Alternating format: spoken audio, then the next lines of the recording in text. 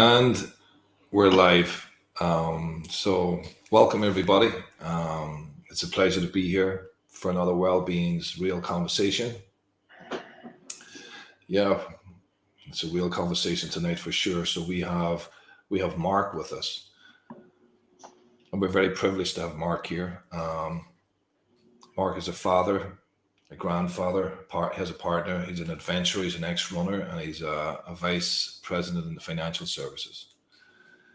Mark is a successfully recovered alcoholic for 7 years now, and he's dealing with complex PTSD.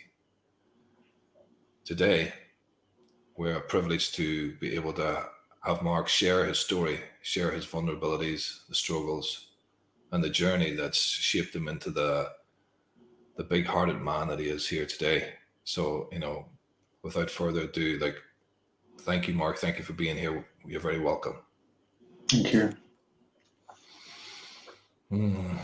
So yeah, as I was, waiting for this, anticipating this podcast, and then I was thinking about, yeah, just your earlier, walk in life when you were Mm. young, and what was that like for you at that time in your life when you were like, just take me back to the earliest memories of what it was like for you to be a young boy in a town, and in a family, and in the state. How was it for you?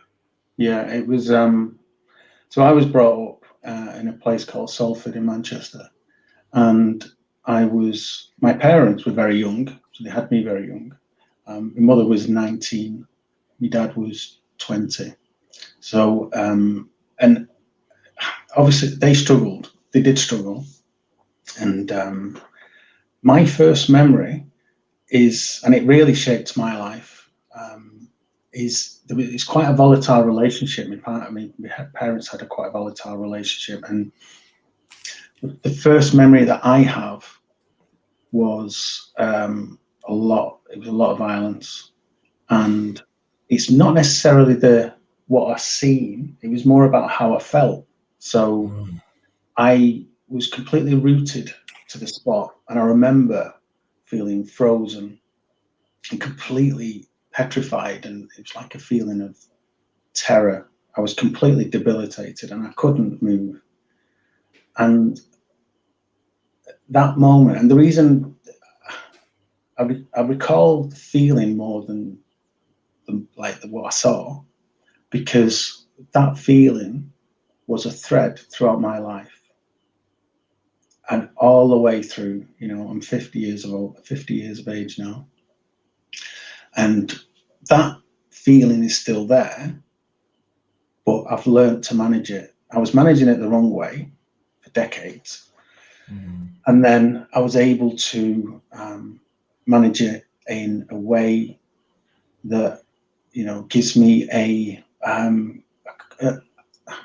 contented life today. I have a contented life, and there was a lot I had to do.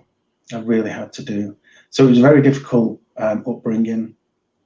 Um, Mark, when what Yeah. was that feeling that you felt in that frozenness that's still here sometimes today, but that you have it Mm. so much better managed? Like, what is that? So it's feelings of dread, and I mean physically. So I'd get heart palpitations, and I've learned since it's like an emotional flashback. So I can go back to that moment, which means that my heart will be racing, I'll be sweating, I'll feel dizzy, and I'll be shaking, and that's the physical symptoms. Emotionally, I'll be thinking that something really bad's about to happen, or um, you know, whether or not something. It's like I don't deserve. You get feelings of low self-esteem, and you're not worth what you have today, and you get the panic sets in. And the old me would try and escape these feelings, and obviously I self-medicated on the way I felt, but it'd be like a tsunami of emotion, and I had to run away. I had to run away. And wherever you go, your head follows. So it's very difficult to run away. Mm-hmm. And that's why emotionally and mentally, I took anything that would change the way I felt. I had to. My life depended on it. I wasn't able to cope with life. I had problems. I just couldn't live life. It was as simple as that. And it wasn't just necessarily due to the domestic violence. And one of the biggest things for me was when we swapped council houses. I was 8 years of age at this point, and we were in a tenement flat, and the routine was we're going back to the 70s now. So I was left on. I remember my brother would go every weekend. He'd go shopping for a great auntie of ours, and I'd be left on my own. However, my mum used to ask the neighbour to look after us, and the neighbour didn't look after us. Her son did, and her son was 14, and he sexually abused me for about 3 years. About 3 years. And it's the thing we did. Let's take a little Yeah. moment there, man, because I just want to really that's like, so for 3 years there was sexual abuse, and nobody knew about it, and yeah. So I think that I feel as though part of the reason that stopped was because we moved, and it wasn't every weekend. It was intermittent. I was his doll, or I don't know how to put it. But it stopped. I was 11. He was 17, and we moved. We moved to another house, and at the age I left school at 15 with no qualifications, and when I left school, I was just thinking about. So you got to taking a step back to my first memory at the age of 5, and I'm now 15, and in them 10 years, it was this is what I mean about a constant thread. Mm-hmm. It was just a feeling of constant trauma, and that feeling of fear was normal. So the abnormal was normal. Mm-hmm. Anything that was normal was abnormal. So if somebody shows you love, if somebody shows you love, that's scary. That's really scary, because you don't know what to do with it. I have no idea, and I didn't have any idea. And so fast forward a few years, and especially as you're growing up and you're at the age where you start to understand about your own sexuality, you start to understand what happened to you more. I think it's the depth of the trauma comes to more of a realization, and at that stage, I think you start blaming yourself, and you start looking back, and you're like, what did I do? And I recall, part of my theory as to why I ran away from life and just hid away from everything was because, he'd come to the door and I'd run under my bed. I'd run, and this was me running away, and I'd hide. And that was like, every time, because after a period of time, you knew that what was going to happen, and it was just that dread and something bad's going to happen. I feel that that behaviour I learned as a child, and that was transferred to being an adult, where the escapism, I guess, it was the escapism, and it's so. Yeah, Mark, I'm still like in the place of feeling what that must have felt like for that little boy who's just continually daunted by the inevitable over those ensuing years, just the dread of the shadow coming to the door, and knowing hours, days before that would be just that's constant anxiety and tension in the body, and like my heart like just kind of extends out, to what he would have needed back then, and there was nobody checking in on him. You were all in it alone, and Mm-hmm. yeah, wow, yeah. Some people don't make it out of that, So what? So when you started, you were 11 when you moved away. Mm-hmm. Yeah, I was 11, and what I left school with no qualifications. Like I say, I was 15, and it was a strange thing was happening in when I was, because I've not had I was starting to get attention, and I couldn't understand. And I guess I was, so people were showing me things that I'd never experienced as far as emotions are concerned. People were, saying they like me, and they were saying that, we should go out, and I like spending time with you. And it was strange. Again, this is what I mean about the abnormality. To me, is normality, or it was then. Yeah. If you're brought up in a way that, I guess, see, I've had to go through a lot of forgiveness, and the people in my life when I was a child did the best they could. So I'm talking about my parents. Yeah. And I've had to do that. I've had to go overcome that through forgiveness. And so I don't blame them. Even the abuser, I don't blame them. But what happened was when I was 19 years of age, I got a girl pregnant, and I decided that, I need to be responsible and I need to get a job. And which really started me in the career I'm in today. So I work in information technology, and so I thought I better start working because I was only labouring. I was only doing bits and pieces.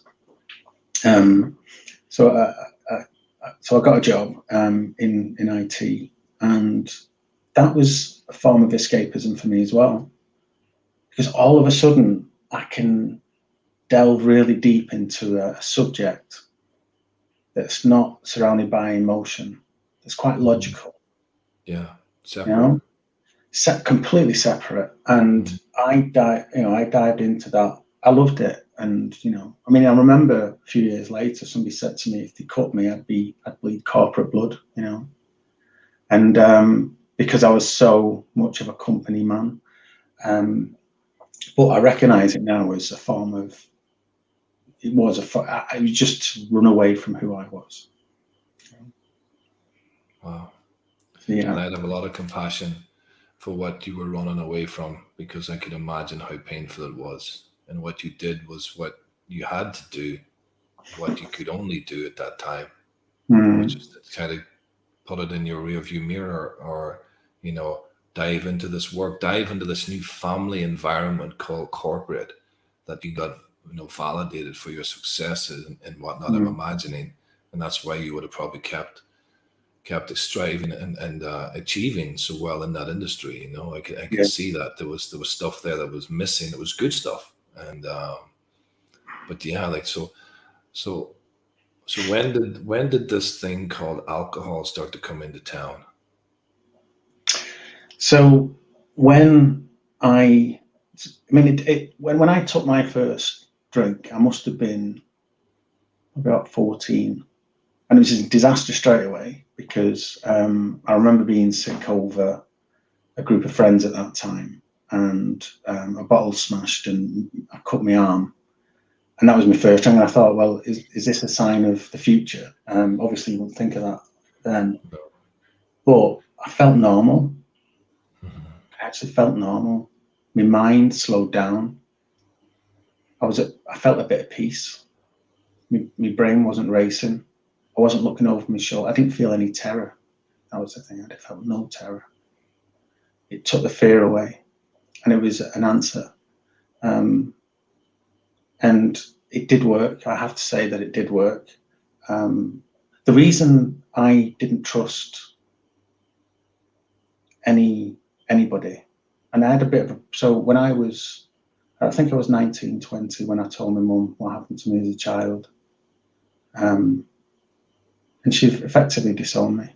And she told my brothers not to have anything to do with me. And that feeling of loneliness, despair, anger, resentment, all of these feelings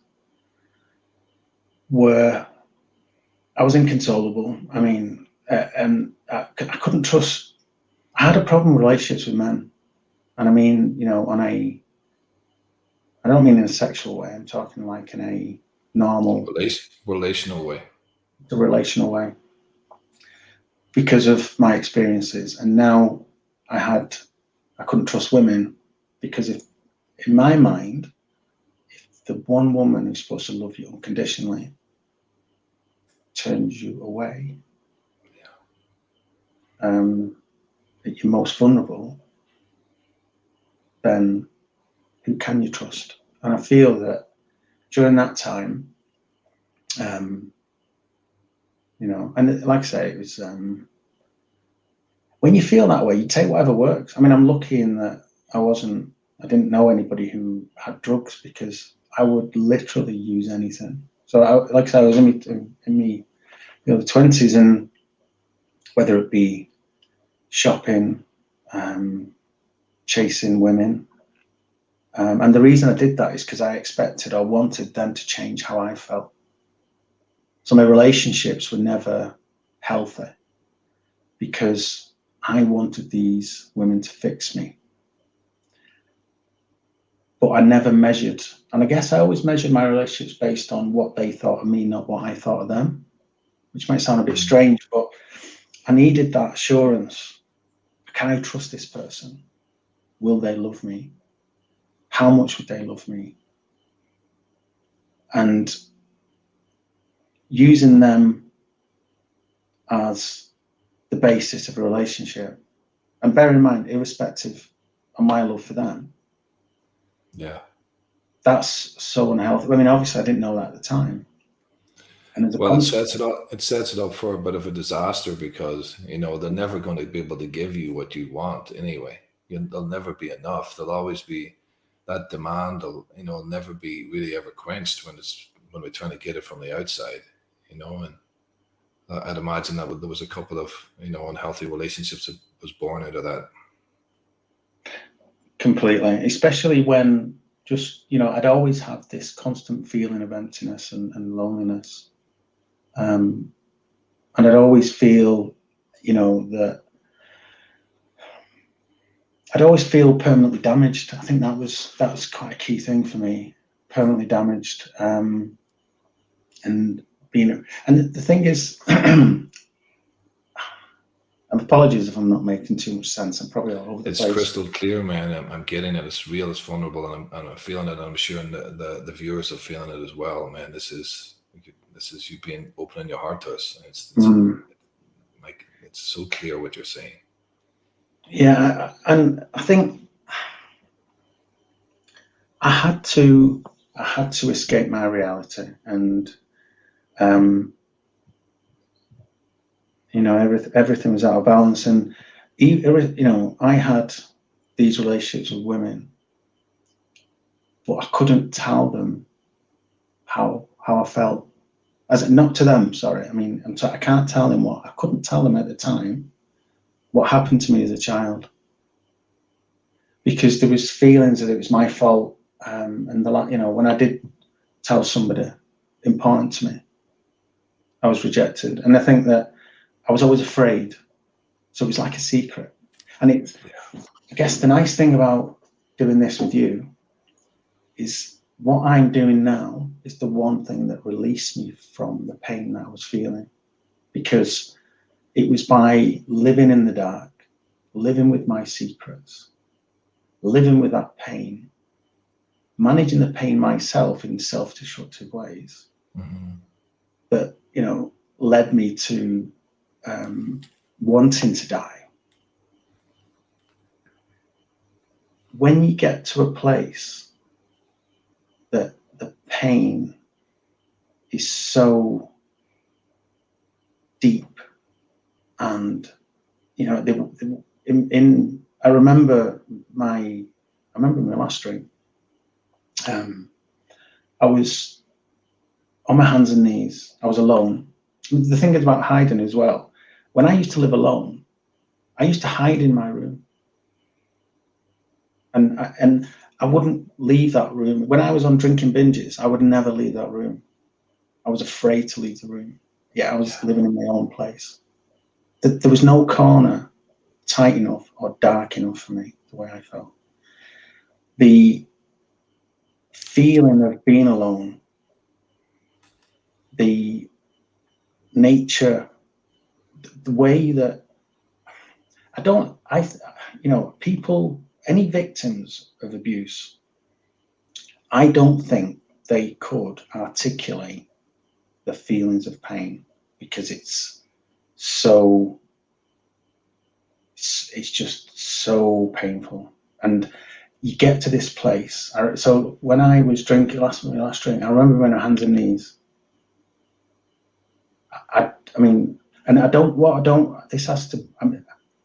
This has to be extremely authentic, and it's important to me it's authentic. When I was drinking, I was not a nice guy.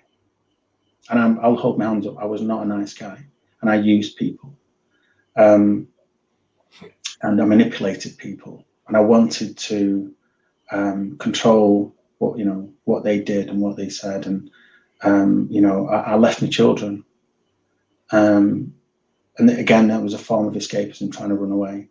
So what happened is that I'd always, reflecting back, I'd have one half of my life which was traumatic due to what happened to me, and then the second half of my life was traumatic because of the way I treated others. So I had no option. I had no option but to leave my family, and I was so. It was as though I had no choice.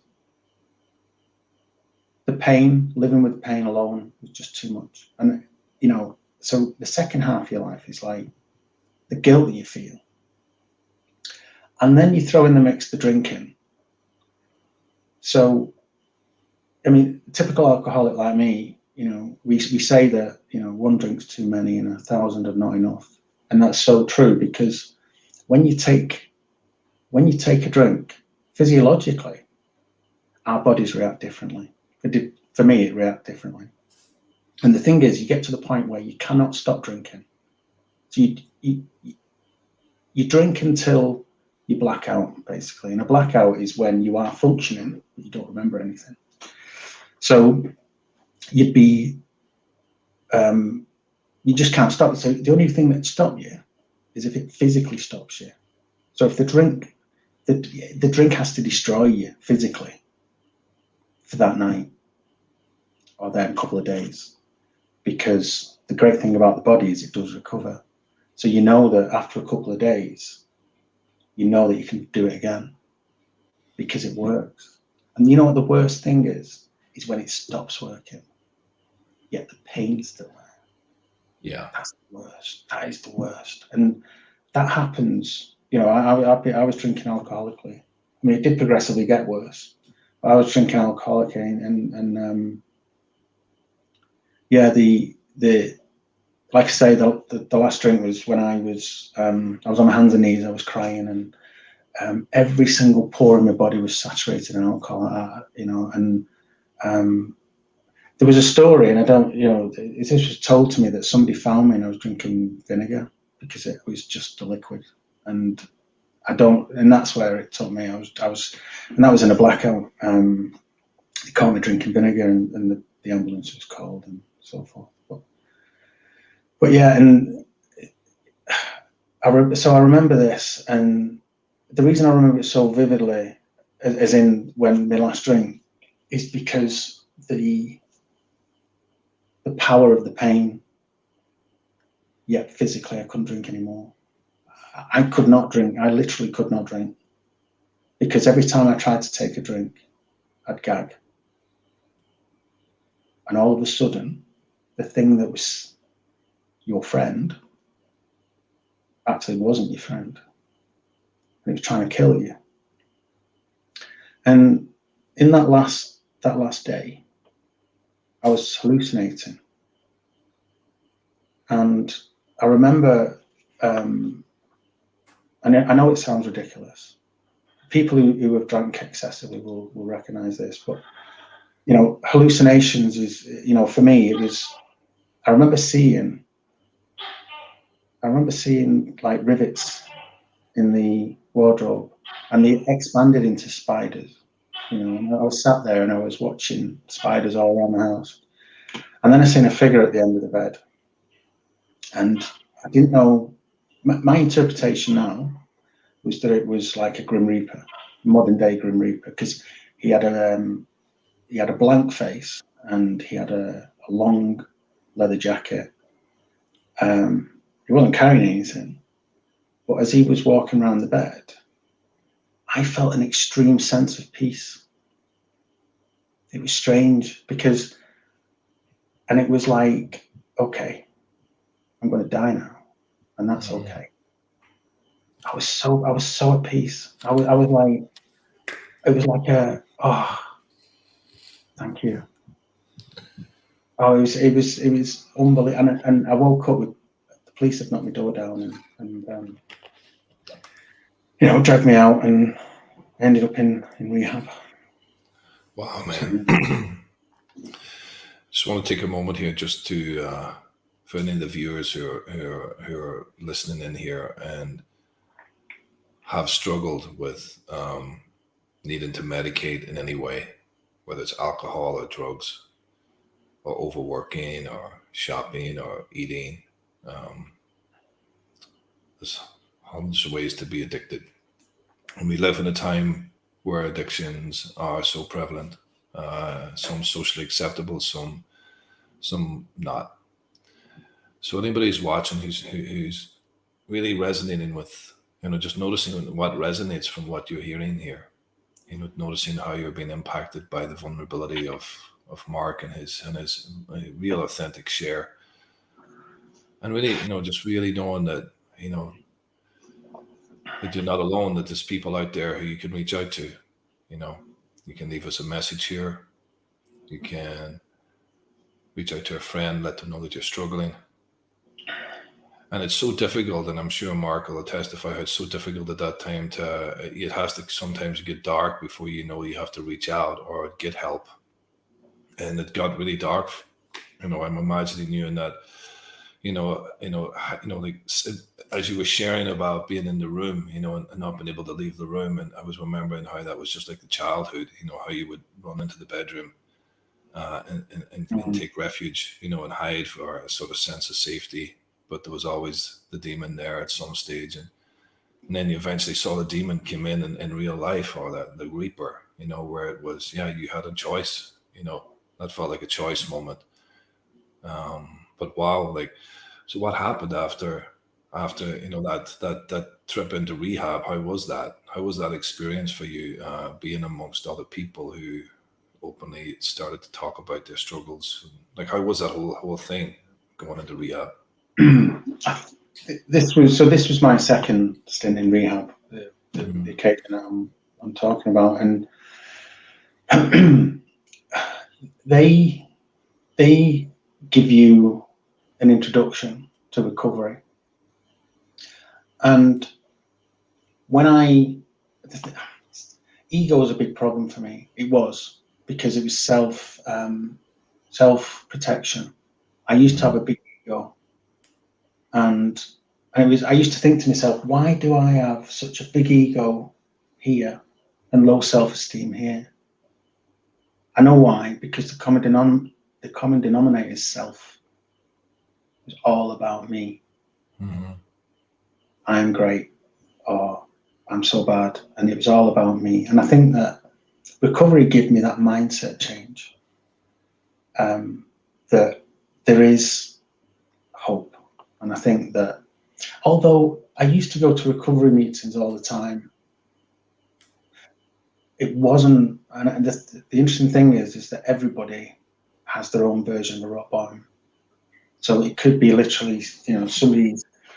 And I don't really want to focus. Well, I will focus on alcoholism, but what I'm trying to say is that irrespective of the substance or the behaviours, they're not the problem. The root cause of the problem is what you really need to get underneath and find out what the core of the pain is. Yeah. And I think that for me, obviously for me it was alcoholism and always chasing women just to make me feel better than I did, and pushing that responsibility on others to change how I felt. And I think that what going into rehab gave me is hope. But while I was in recovery meetings, what I mean by that is Alcoholics Anonymous, I was in and out as a chronic relapser because I was not willing to accept. As far as I didn't feel enough pain. And this is why I was saying earlier about it could be that somebody has, I don't know, whether it's a boyfriend or a girlfriend or a wife or a husband threatens to leave them. That might be enough. That might be their rock bottom. And that's, that's great if they want to uncover the pain and try and resolve what the issues are. That's great. For me, I had to go through I had to keep going as deep and as dark as I could get. Sorry, I was just going to say that the wonderful thing is when you reach that rock bottom, there is nothing left. And what I mean, who I am or who I thought I was gone. Yeah. You're left with your soul. That's it, your soul. And you can't, at the time, it's probably the worst thing and the most difficult thing to feel, but it's a foundation. And that foundation, you will build on that. You've now just uncovered your soul. That's what I feel recovery gives us. And you build from that. Mm-hmm. And when I was, the interesting thing was, I remember an addictions counsellor pinned me up against the wall by the throat. And rightly so, because I was full of ego and I was thinking that, it doesn't matter, irrespective of how many solutions there are of recovery, the only one that'll ever work is the one in my head. And we know that a sick mind cannot fix a sick mind, but and he pinned me up against the wall and he said, stop effing about, this is going to kill you. And I knew he was going to kill me. I was okay. There's nothing worse than being in so heavy in addiction, knowing that if you carry on, you're going to die, and it's okay. Yeah. And that was bad. That's how I felt. It was okay to carry on because I'm going to die, and it's okay. And that's where the pain is, because you know it's going to end. So I cried to him, and I opened up to him.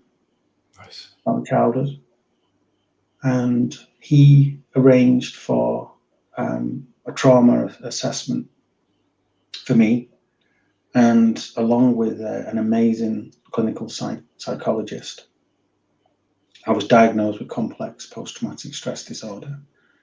Now, for people so PTSD is we're familiar with it with the army, and it's horrible. It's just such a debilitating,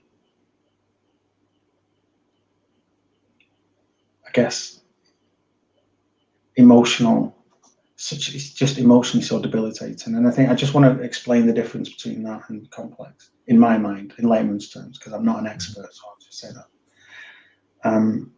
So PTSD is typically an isolated event. Complex PTSD is a prolonged period of time, repetitively. But it was like, oh my God. And I started to, she was explaining to me how I felt. That was amazing. And somebody understand how it was to be you, Yeah.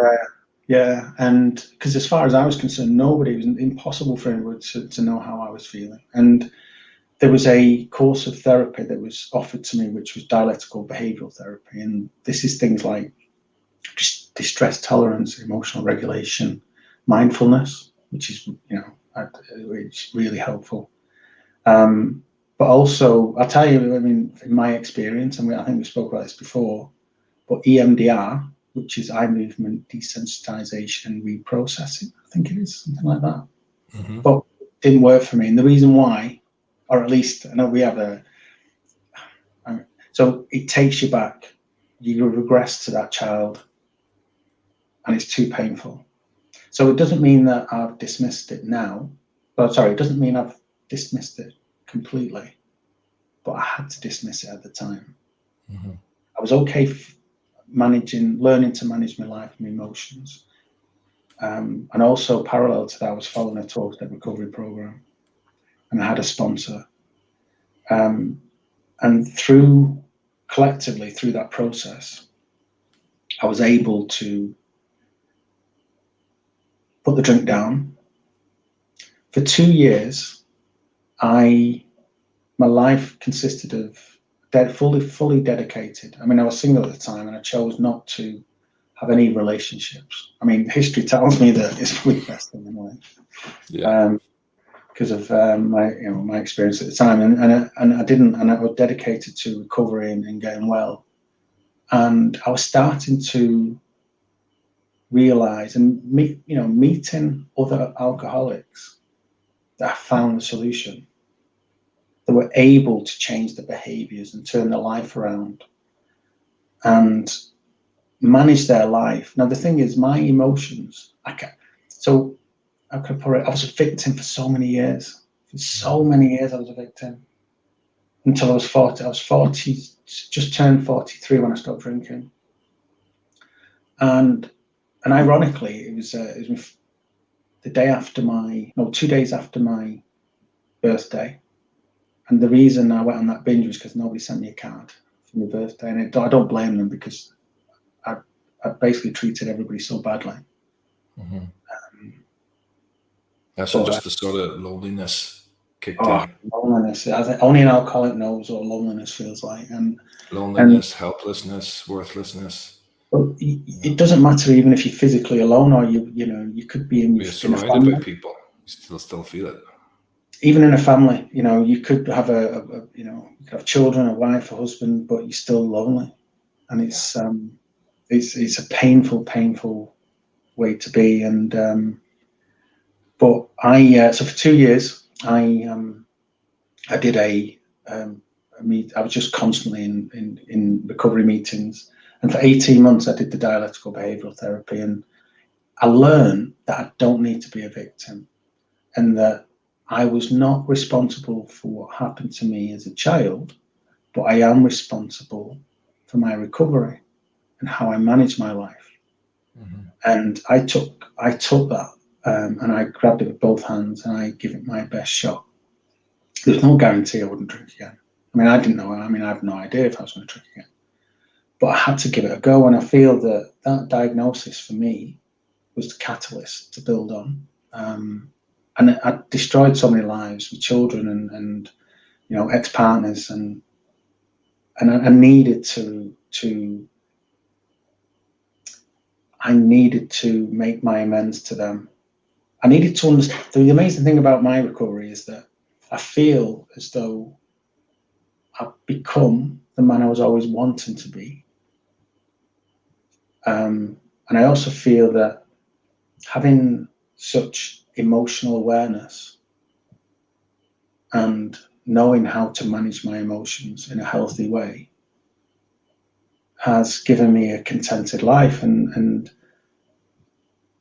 when you say sorry to people, because I identified my fears, my resentments, and my sexual conduct, I reviewed all of this, and I needed to understand, my defects of character, where I need to change, and changing my behavior and looking at my defects, identifying the people I've hurt, make amends. Don't just say sorry. They've heard it before. You can say sorry, and then 2 days later, and the thing is, when you say sorry, for me anyway, as an alcoholic, you can put me on a lie detector, and I would have meant it when I was drinking. But it's such an insidious disease. I'd be drinking again after a couple of days. The difference in recovery, or having what I would class as a spiritual mindset, a spiritual way of living, is that it'll give you a way to genuinely and authentic, in an authentic way, make amends. And where you can't make amends, you make amends on a daily basis by being the best version of you. And I think that by doing that and treating people, I mean, that's another thing is treating people as, I am no better, I'm no worse than anyone. And I genuinely care what other people think and feel. The best thing I can give anybody is my time. And when somebody's talking to me, I'll put my phone down and I'll listen. Because it's important to me. And the thing is, it's about other people. And I'm not one of these, I would never say, okay, this happened to me. And it's not, because everybody's emotions and feelings are valid. There's no level. If somebody's feeling pain, they're feeling pain. You don't measure it. You just deal with that. Help them. And I think that by helping others helped me. And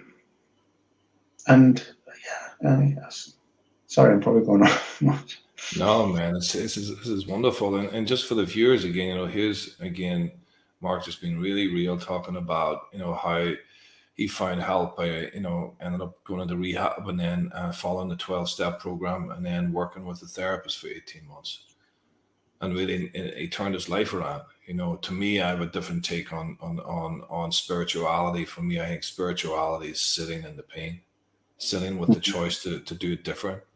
Sitting with sitting with someone in pain, and also sitting with your own pain, or sitting with the tension of trying to do something different than what you normally do. Like, to me, that's you really moving towards a better self, a better future, engaging with life. And as I hear Mark, really sharing here, like he was able to turn it around, and he didn't know how it would go. There's no clear plan. It's like you're in a whole new. It's one day at a time at the beginning, and I'm curious, Mark, about this journey. After a couple of years, after the 18 months, was it a clear moment or a memory where you were like, where you said, okay, I'm gonna grab it. You said it earlier with both hands, but where you wanted to move towards the people, like your family, like when did that kick in? When it's, in the 12 steps, they talk about making amends, but it could be that, but sometimes it's, and having forgiveness and like, I know the program well, but like, when did it feel in your body that there was this, like, knowing that you were on a new trajectory and you were heading towards the healing yourself, and having, like, going to others as well and talking to them? When did that happen, where you knew that you had turned a corner and you were moving towards life and the people who mattered to you? The important thing was, I remember when I'd stopped drinking, it was important that those that I loved saw change as opposed to hear change. What I mean by that is that, instead of saying, I'll do this, I'll do that, I had to do it by action. And I didn't make any promises to anyone. I just thought, I'm going to live my life the best I can. And I'm obviously got a lot of issues. I'll need to deal with these issues. And it was important that I would not make amends to anybody until I was abstinent from alcohol for at least 12 months. I had to show by example that I was trying, and that was important to me. And so I had to forget, even though I wanted my family back in my life, I simply wasn't ready. When I say my family, it was like mainly my children. I could not go to them and say, I'm now better. And the thing is, I don't think any of us are ever perfect. There's a fluctuation, and especially for me, in the level of spirituality and emotional wellness, there is a fluctuation. There'll be days where, that you don't feel so good. There'll be days where you'll feel so much peace and serenity. It's amazing. But, I guess that, the foundation was just not pushing. I think I learned not to push. I wasn't trying to control things, Mm-hmm. And they say that, they say that like a fish doesn't swim, it just does, it just swims.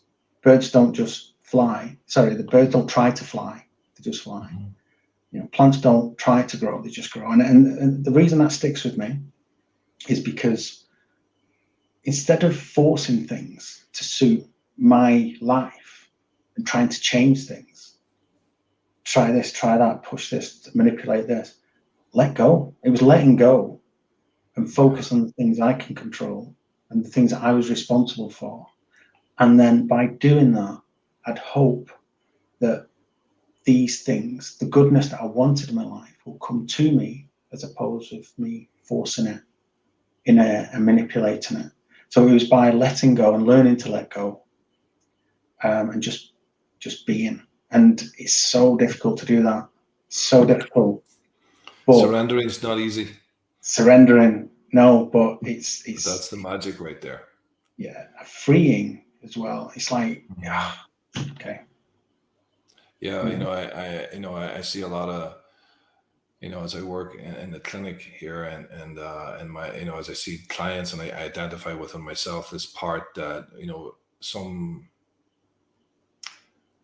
early recovery, sometimes people get lost into the willpower, Mm, pushing, that yeah. push more and more, and yeah, it often, it's kind of very typical, sort of behavior, and whether it's like, look in our everyday life, even if you may not even identify with having an addiction, but look at the way that sometimes you overextend, overcompensate, the Yeah. ways in which you push to please the partner, to push to please the boss, to push to, sort of, inflame yourself and promote yourself within your friends, the ways in which you need Yeah.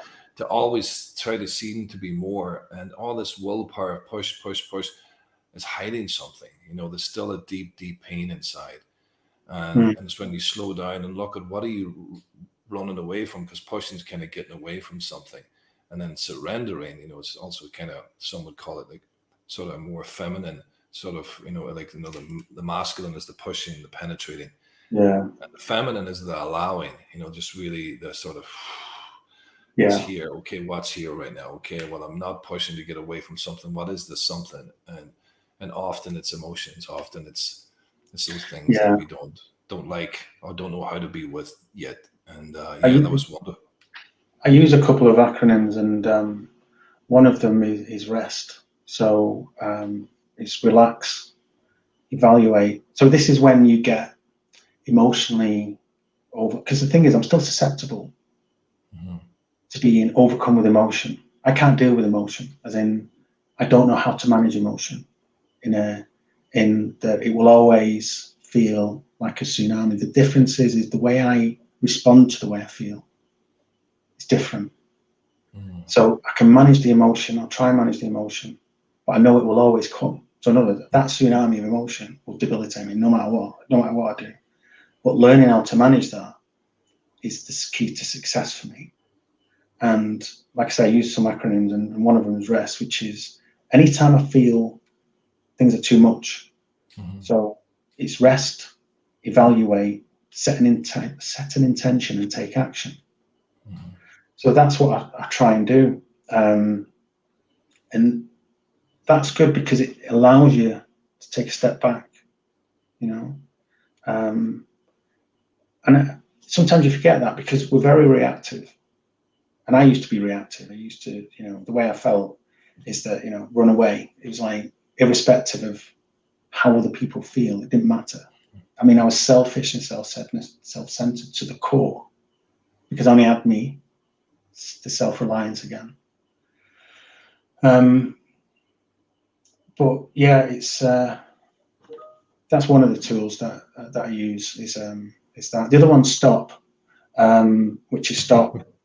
What's that? Take a step back, observe, proceed mindfully. That's another one that I use. So, That's and good, band of man. light. That's a nice one. Yeah, and there's band of light, which you can imagine, that's a band of light on top of your head, and it's just flowing all the way down, and you relax your muscles as you go down. And I think I'd like to emphasize as well, the thing that really helped me is good food, good sleep, exercise. These things from a physical level is important, because Nourishment. definitely nourishment. So there's quite a few tools and techniques that, and it won't not, and I think it's an amazing thing that our journeys are so individual, and the tools and techniques that I use work for me potentially wouldn't work for someone else. But you use the tools that allow you to grow emotionally, physically, mentally. Use all of these tools, and you grow as a person, and you just, you treat those that, with love, respect, compassion. The amount of love in my heart, my love's grown, and the fears receded. Fears receded, and the love's grown. I look in the mirror, and I love the person looking back. I do. But only in the last few years. Because I know I'm a good person, and I know that I do my best. Some people might not see it as good enough, but I can't do that. What other people think of me is not my problem. I need to recognize that. All I can do is do the best I can. So. Well, to be privileged here to sit with you, Mark, and to hear you share, what the journey that shaped that ability to love the self. Starting off with such a horrific, traumatic childhood, and again, not only was the childhood horrific and traumatic, there was nobody there to check in on you in the horrificness. And then the journey through the life then of the shame and needing to medicate the pain, and as you walk through life stumbling, and then do unto others what was done to you. In a way, you tell me about how much pain you were in, by the amount of pain that we know is as addicts or as people that traumatized, we display to other people how people were to us a lot of the time. And those behaviors, those broken relationships, to get through all of that, like getting through that quagmire, that swamp of life, and just medicating and not able to see or feel the other or the self, and the journey it takes to come up above water and to be able to start that. And I heard you said that it's very individual, but what I would say is there's a common ground, and the common ground is people. You definitely cannot find a way out of this by yourself. Although there'll be a time in that pendulum swing of addiction where you'll believe that that it's only you, but there comes a time where there needs to be a reaching out or a movement towards another, whether it's an organization, whether it's a clinic, a rehab, a therapist, somebody has some wisdom who's able to sit with you and help you feel and not need to alter your state. Any of that really is the first step towards the possibility of change. And then the hard work that you document, Mark, have been able to stay in your new groove and manage and create a life that's nourishing, and where you feel and you get these reflections that you're a good person, that you're worthwhile, and that at times the helplessness can come in, the loneliness can still come in, the sadness can come in, the frustration can come in. Hey, we're all human. We all actually need to feel.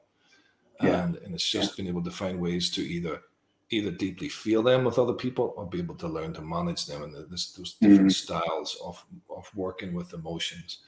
Yeah. And yeah, man, like I'm sitting here, and I have one more question for you before we go, Mark, Yeah. which is,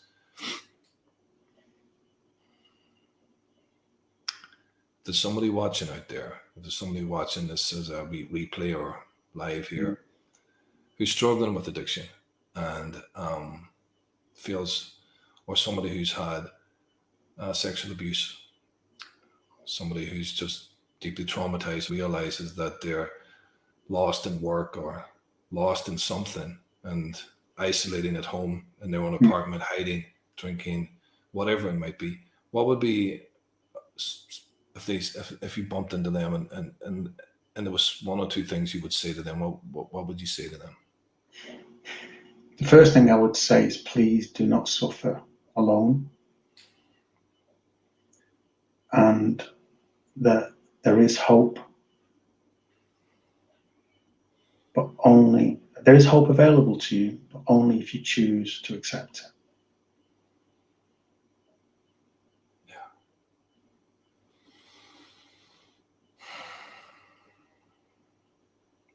Thank you for accepting to come here today, Mark.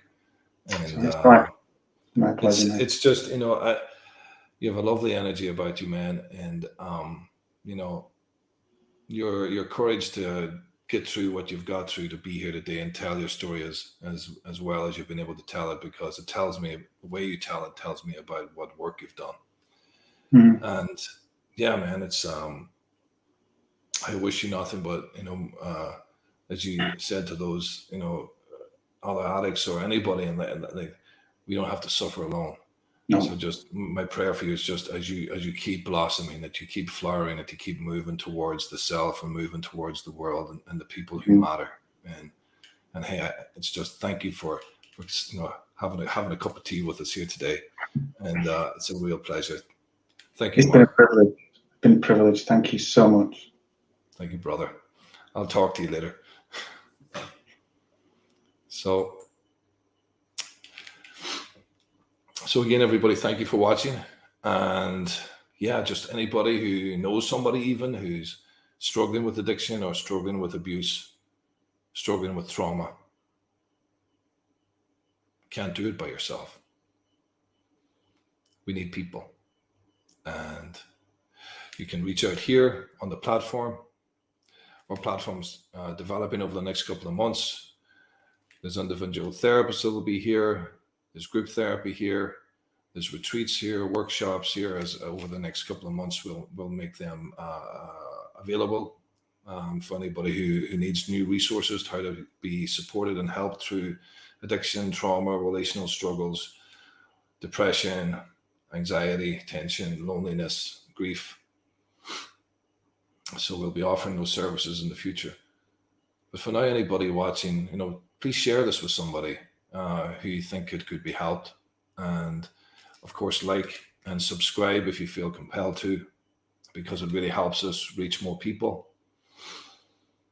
And again, thank you for taking the time to tune in. We couldn't do this thing without you. So thank you for your time. And we'll see you next week at the same time. Take care and don't be